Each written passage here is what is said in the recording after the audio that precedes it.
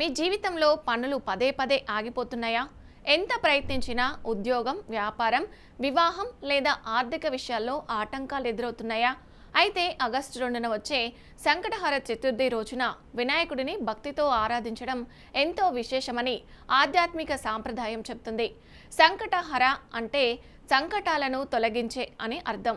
అందుకే ఈరోజు ఉపవాసం ఉండి గణపతికి దూర్వాలు, పుష్పాలు, మోదకాలు లేదా అందుబాటులో ఉన్న నైవేద్యాన్ని సమర్పించి పూజ చేస్తారు. అయితే ఉపవాసం ఎలా చేయాలి? దూర్వాలు దొరకపోతే ఏం చేయాలి? ఏ మంత్రాన్ని జపించాలి? చంద్ర దర్శనం తర్వాతే వ్రతాన్ని ఎందుకు ముగించాలి? ఆరోగ్య సమస్యలు ఉన్నవారు ఎలా పాటించాలి? పూజలో చేయకూడని తప్పులేమిటి? ఈ వివరాలంటని ఇప్పుడు పూర్తిగా తెలుసుకుందాం.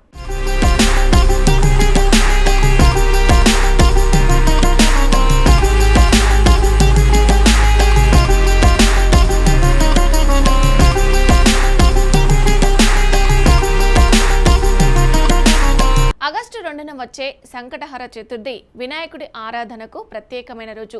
ప్రతి నెల పౌర్ణమి తర్వాత వచ్చే కృష్ణపక్ష చతుర్థిని సంకటహర చతుర్థి లేదా సంకిష్టి చతుర్థి అని పిలుస్తారు.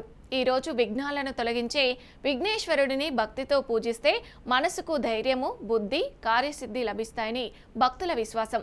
ఏ శుభకార్యం ప్రారంభించినా ముందుగా వినాయకుడిని పూజించే సాంప్రదాయం మనకుంది. ఎందుకంటే గణపతి అనుగ్రహం ఉంటే పనుల్లో ఎదురయ్యే ఆటంకాలను అధిగమించే శక్తి కలుగుతుందని పెద్దలు చెప్తారు.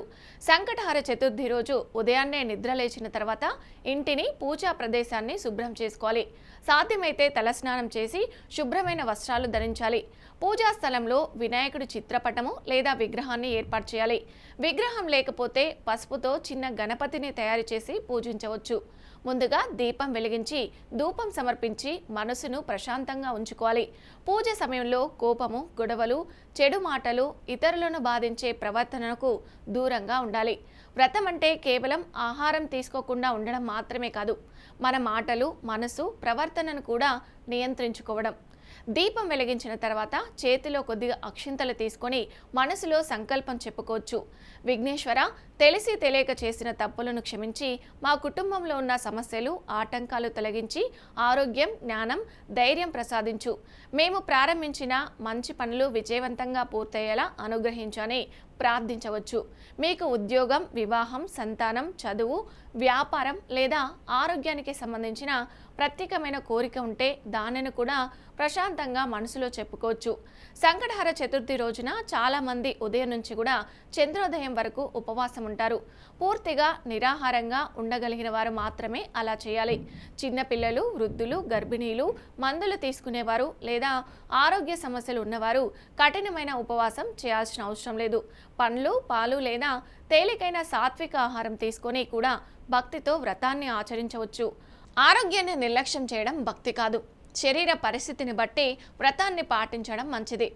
పూజకు వినాయకుడి చిత్రము లేదా విగ్రహం, పసుపు, కుంకుమ, అక్షితలు, పుష్పాలు, దీపము, ధూపము, పండ్లు, కొబ్బరికాయ, బెల్లము, దూర్వాలు, మోదకాలు లేదా ఉండ్రాలు సిద్ధం చేసుకోవచ్చు.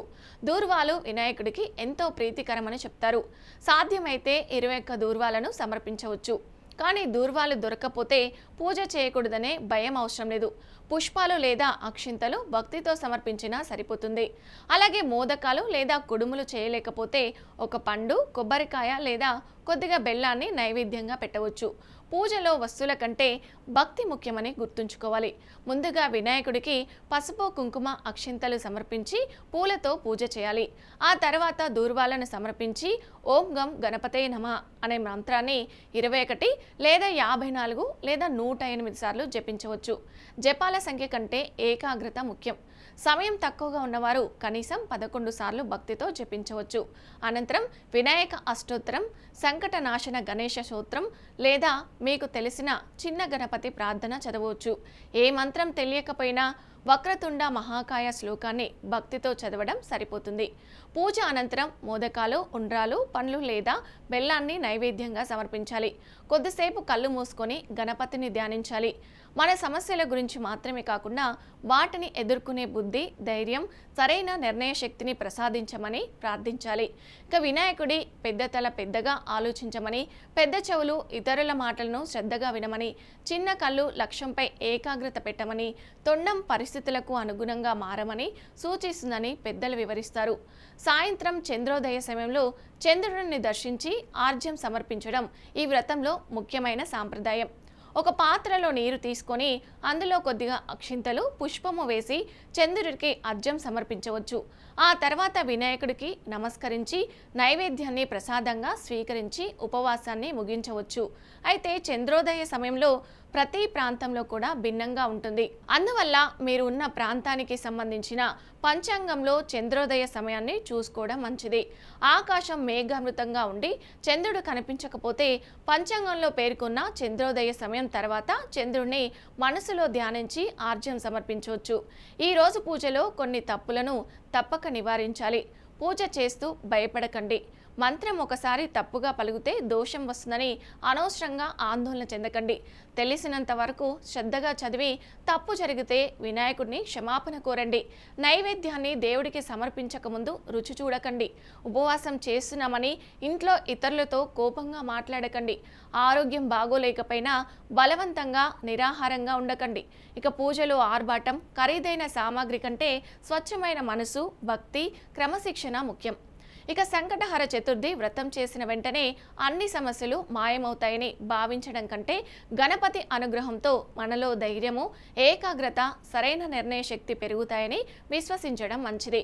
పూజతో పాటు మన ప్రయత్నాన్ని కొనసాగించాలి.